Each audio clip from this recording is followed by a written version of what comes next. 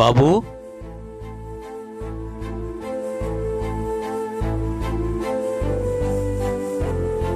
ఏమిటి ఇంత valuable certificate పడేశావు? ఏమైంది బాబు? ఎందుకు సార్ ఈ పనికిరాని సర్టిఫికేట్లు? ఏమైందయ్యా? ఇప్పటి వరకు 10-12 ఇంటర్వ్యూస్కి అటెండ్ అయ్యాను సార్. 1-2 మార్కుల్లో పోతుంది సార్.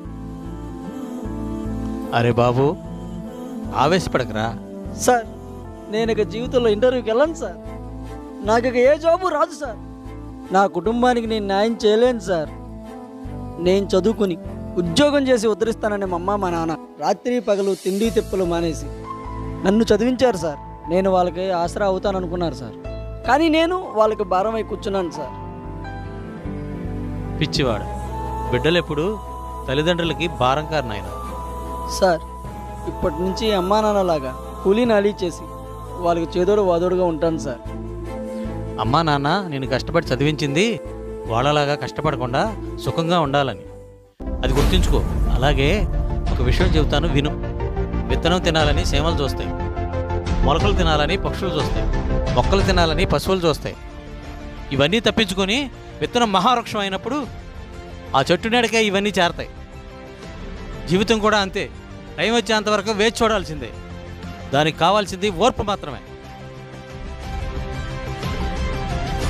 ఒక చిన్న మొక్క నాటి ప్రతిరోజు వచ్చి కాయ కాసిందా లేదని చూడకూడదు. అది పెరిగి పుష్పించి ఫలాలిచ్చేంతవరకు వేచి చూడాలి. కష్టమో కన్నీళ్ళు, సంతోషమో బాధ ఏది శాశ్వతం కాదు. కాలం ఎప్పుడూ మారుతూ ఉంటుంది. దెబ్బలు తిన్న రాయి విగ్రహం అవుతుంది. దెబ్బలు కొట్టిన సుత్తి ఎప్పటికి సుత్తిలానే ఉంటుంది. ఓడిపోతే గెలవటం నేర్చుకో, గెలుపుని పట్టుకోవటం కాదు. ఓటమిని తట్టుకున్నవాడే నిజమైన విజేత. నొప్పి విలువ తెలిసిన వాడే మహనీయుడవుతాడు. ఎలా బ్రతకాలో నేర్చుకో.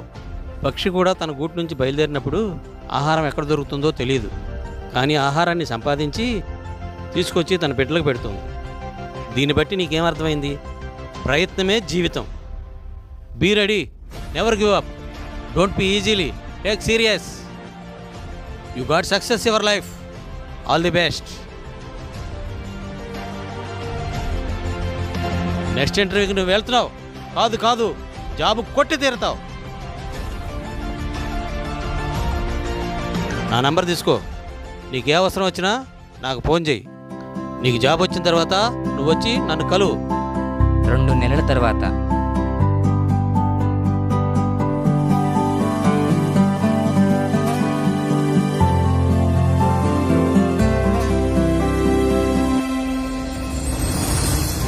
నమస్తే సార్. నమస్తే బాబు, రా. నా కదయ్యా చేయవలసింది. ముందు మీ అమ్మా నాన్న ఆశీస్సులు తీసుకున్నావా? తీసుకున్నాను సార్. ఇదంతా మీ వల్లే సార్. నా వల్ల కాదయ్యా, నీ కష్టే నీ ఫలి. నువ్వు కష్టపడ్డావు కాబట్టి నీకు ఉద్యోగం వచ్చింది. ఏ వ్యక్తి అయినా సరే శ్రమించి కష్టపడితేనే భవిష్యత్తులో ఎదుగుతాడు. జీవితంలో ఎప్పుడు నిరుత్సాహపడకూడదు. నీ ధైర్యమే నిన్ను కాపాడుతుంది ఎప్పుడైనా సరే. అది ఒకటి గుర్తుపెట్టుకుని ముందుకు సాగాలి ప్రతి వ్యక్తి.